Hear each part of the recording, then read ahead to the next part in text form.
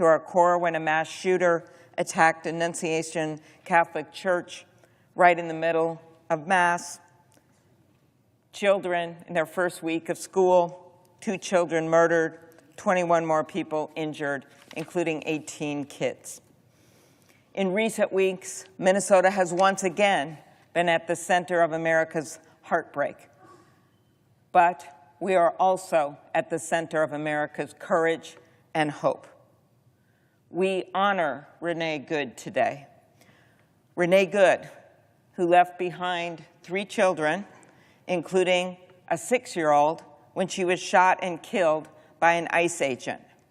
Her wife said this: kindness radiated out of her. She literally sparkled, and asked everyone to honor her memory by living her values, rejecting hate and choosing compassion. We also honor the memory of Alex Pretti, a VA intensive care nurse who did one of the most selfless jobs people could think of, caring for our veterans, often in their final hours, a man described by his friends and family as a kind-hearted soul. Both Renee and Alex should be alive today. Mr. President, it is not just these horrific killings. The administration, through their surge of thousands of ICE and Border Patrol agents to Minnesota, outnumbering the 10 largest metropolitan police departments combined in the Twin Cities, outnumbering the sworn officers in the Minneapolis-St. Paul departments by 3 to 1, has repeatedly violated the constitutional rights of the people of Minnesota. The fact is that anyone who cares about federalism, about freedoms, about liberties, should be horrified by what is happening. If you care about the Constitution, I say to our colleagues on the other side of the aisle, you should be horrified, because what is happening in our state has been a violation of the First Amendment, the right to assemble. The Second Amendment, Alex was a lawful gun owner, but he was immediately criticized for that, when in fact the video showed very clearly, because eyes don't lie, that his gun was firmly in its holster and it was taken out by Border Control agents. They've been violating the Fourth Amendment, ramming into people's homes without a judicial warrant. Agents have been demanding, without even reasonable suspicion, that Minnesotans show proof of citizenship, just based on how they look. And this administration is going after the Fifth Amendment, the right to due process. It has denied detainees access to counsel. And as the chief judge in the District of Minnesota, a former clerk to Justice Scalia, and a George Bush appointee has made clear, they have been defying court orders. And I say to our Republican colleagues, if you are a defender of liberty, you must defend it when it counts, not just when it's convenient. Federal immigration agents bashed upon a door and detained a Hmong elder, a U.S. citizen whose mom was one of the most loved nurses that took care of our troops during the Vietnam War. They held him at gunpoint without a warrant, took him out of his home in his underwear with nothing but Crocs on his feet, took him into a car, drove him around for an hour, and then they later discovered they had the wrong guy, and in fact the guy they were looking for had been in jail all along. We've all seen the photos of the 5-year-old, little Liam, standing there scared in his blue rabbit hat with floppy ears and Spider-Man backpack as agents apprehended him. This administration sent a 2-year-old to Texas. Despite a pending court case, the order was issued, but they didn't want to wait for that, sent the 2-year-old to Texas when the mom was waiting back in Minnesota. Thanks to the late-night work of my staff and several local lawmakers, she's been reunited with her mom. But it should never have come to this. A court case was pending, disregarded. In another instance, a U.S. citizen was forced to the ground, placed in a chokehold, and held at a detention center for hours. He offered multiple times to show his U.S. passport, but was ignored. This has gone so beyond any original reason for federal agents. It has gone well beyond the fraud investigation. That was a good reason to bring people to help. But that's not what this was, not the 2-year-old, not the 5-year-old, not the Hmong elder. Way beyond apprehending violent offenders, not the 2-year-old, not the 5-year-old, not the Hmong elder. This has turned into a Kristi Noem and Greg Bavino-driven shock and awe public spectacle meant to intimidate our state. In fact, Pam Bondi, on the same day Alex was killed, sent a letter to the governor of Minnesota saying the administration would remove these 3,000 ICE agents if Minnesota violated the privacy of its citizens by turning over their personal voter data, something Republican Secretary of States in states like Georgia have refused to do. The Justice Department has actually sued 24 states for refusing to turn over this data, including, as I mentioned, Georgia and also New Hampshire. 3 district court judges have dismissed these cases. It is clear that our state's being targeted, but they've tried to get this data in 24 states. Now they'll say, we'll bring out the ICE agents. If only you just give us that data. Mr. President, there are 3,000 federal officers in Minnesota, and I can not state it more unequivocally. ICE must leave Minnesota. Law enforcement has made this clear. They can't do their jobs. They can't do their jobs. They can't investigate burglaries.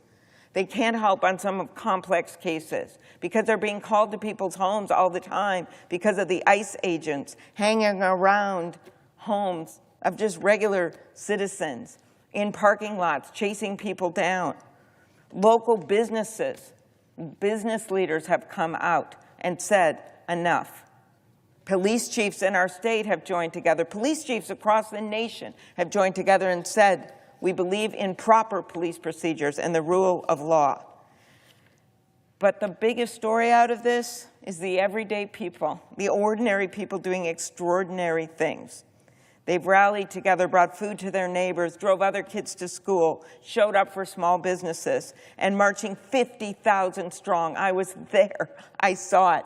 50,000 peaceful marchers in -10 below weather. You know, 250 years ago, our nation declared independence from a king. Our nation was born from a deep revulsion to the idea of an illegal occupation, a standing army of British troops literally taking over our streets, demanding to see papers, acting with cruelty, resorting to violence. In those times, newspapers shared what was happening. Well, today, Americans are seeing it firsthand on video. Americans heard Renee Good's final words to the officer who shot her, "I'm not mad at you." They saw Alex spend his final moments trying to help a woman who'd been shoved to the ground. His last words, "Are you okay?"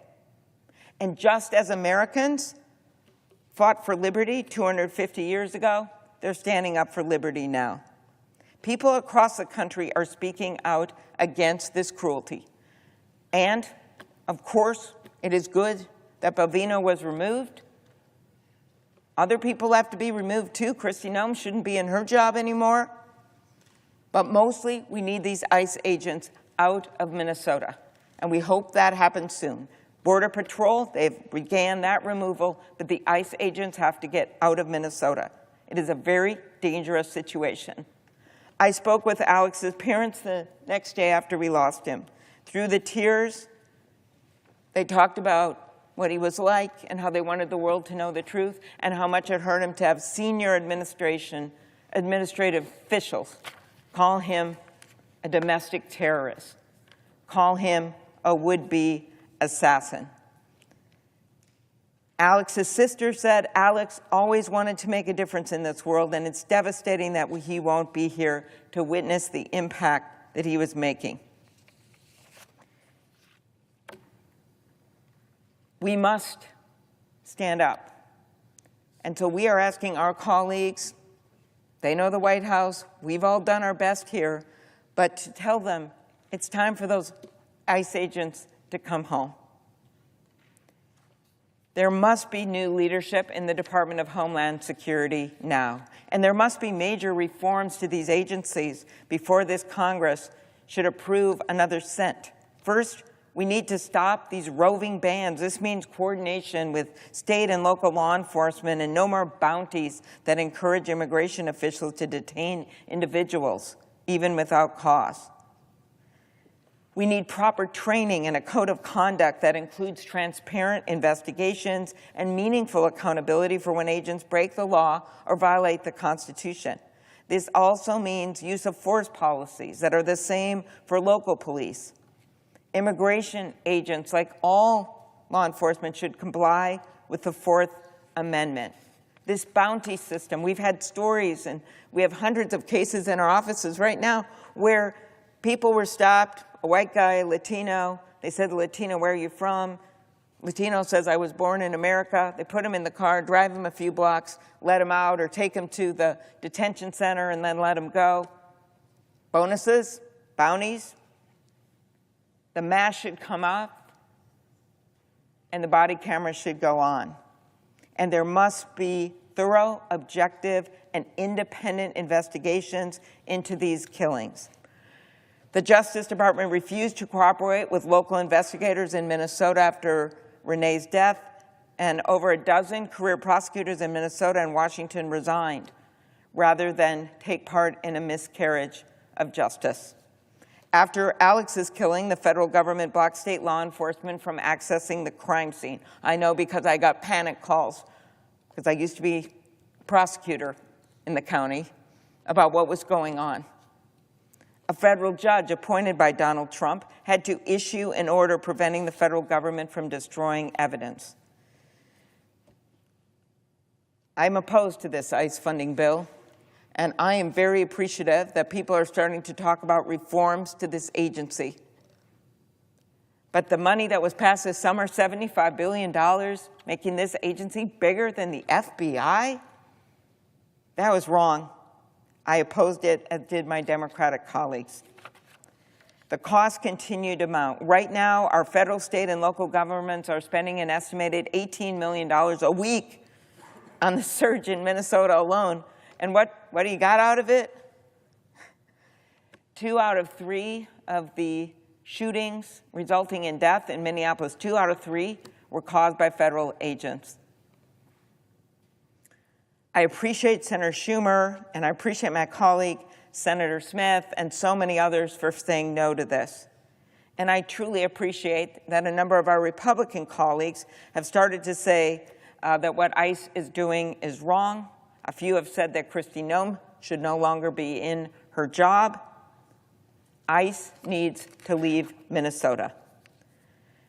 It was in 1776 when future First Lady Abigail Adams wrote to her husband, John Adams, describing the retreat of British ships from Boston, saying that their numbers were so large they looked like a forest. But despite their force, it was the determination of those demanding liberty that won that day. For Minnesotans right now, every corner, everywhere, when you drive, really it's not just the city, suburbs, shopping malls, rural areas, they see an ICE agent. There's people that are scared every single day, and it feels like that forest. But out of that forest comes these people of our state that are willing to stand up, citizens that are willing to stand up to help people they may not even know.